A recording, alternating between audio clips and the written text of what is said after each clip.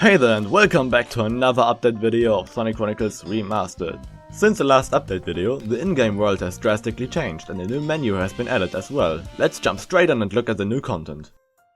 The first thing that shall catch your eye is the new Green Hill. Before, the modeling and designing process was very slow, since we didn't have a set style yet. So, a month ago, I started from scratch and remodeled the entirety of Green Hill, or at least what we had so far. A few details in the rocks were removed, but only those that made the world look cramped. I also managed to add the smaller islands next to the starter island, which you can first reach in the next chapters.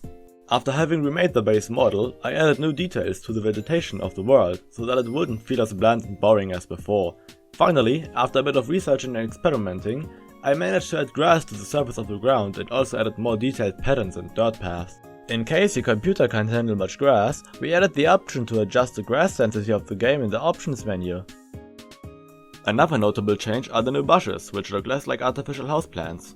Smaller changes are the flowers, better lighting, details on Sonic's shoes, the rope machine next to the bridge, the temporary ocean floor and the water itself, and lastly the fly button, which Sonic unfortunately can't use. A rather major addition on the other hand is the new camera perspective and depth of field, which adds a nice sense of depth to the game. The next major addition is the Miles Electric Light, or short MEL. The MEL is kind of an innovation of ours. A few weeks ago, we brainstormed a new transition for opening a menu, instead of just having it slide in from the side. The Miles Electric came up, but for our sake it was too immobile, so I designed a smaller wristwatch-like version. In doing so, I remembered that Sonic was contacted by Tails at the end of the first cutscene in Chronicles, and even though I forgot that the device was actually visible, the design I came up with was almost identical in shape. And here it is! When opening a menu, the MEL will be moved into the screen and activate with a little flash. The menus themselves will look just as before, but when closing, a screenshot will be drawn onto the MEL screen and it will close like it has opened. The last big addition is the fifth finished menu, the Overworld Map. Okay, well, some features are still to be done, but those will be made later in development. Right now, it displays the various locked and unlocked worlds that will be visited throughout the first half of the game and shows the amount of rings and eggs that were collected in each world. In addition, on our side are the map descriptions that will appear when hovering above respective zone. If you want to read them, pause the video when the text is being displayed. The last in-game addition is a remade artwork for the seat, which has been made by our newest artist Cloverleaf.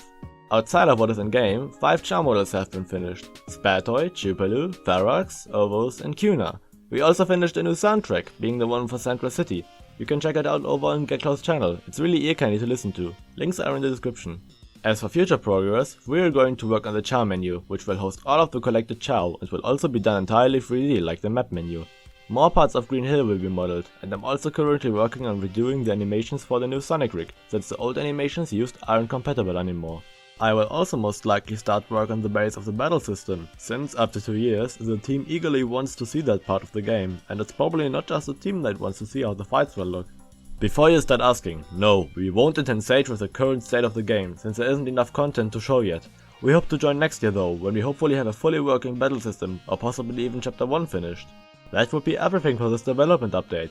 If you don't want to wait months for new updates, you can check out our Twitter, which will showcase smaller progressions every now and then. Or you could join our Discord, where most of the action happens, and ask us questions, give feedback, etc. With that being said, I hope you enjoy the current state of the game, and we'll see each other in the next update video. Bye!